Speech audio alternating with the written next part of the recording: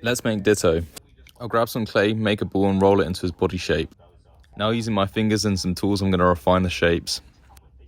Currently Ditto's armless, so I'm going to roll out a blob for his arms, cut them to shape and then stick them on. At this point I was getting a bit tired of my hands being stained blue, so I put on some gloves. Now that his arms are attached, using some tools I'm going to get rid of the seams between his body and his arm. Ditto's looking a lot better now, but it's time to refine his shapes using the scalpel blade. Now his body is done, I grab some black clay to make his eyeballs. Using the scalpel, I carefully stick them on.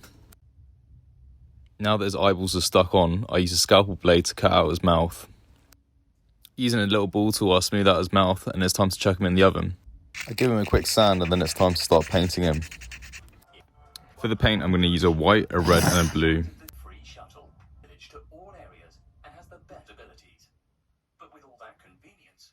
I mix the blue, red and white to make a purple colour for his base coat.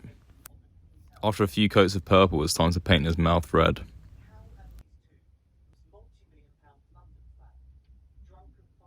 I mix a lighter pink for his tongue and add a little white dot on the top for a reflection.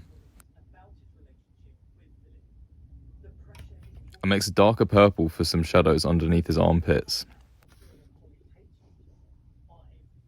I then use a lighter purple to brush on some highlights on the top. After this, I'm going to add some white specular dots.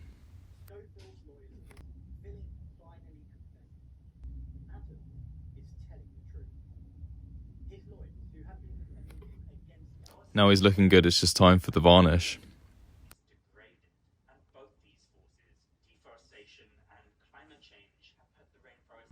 I guess it's time for the final reveal. Hope you enjoyed.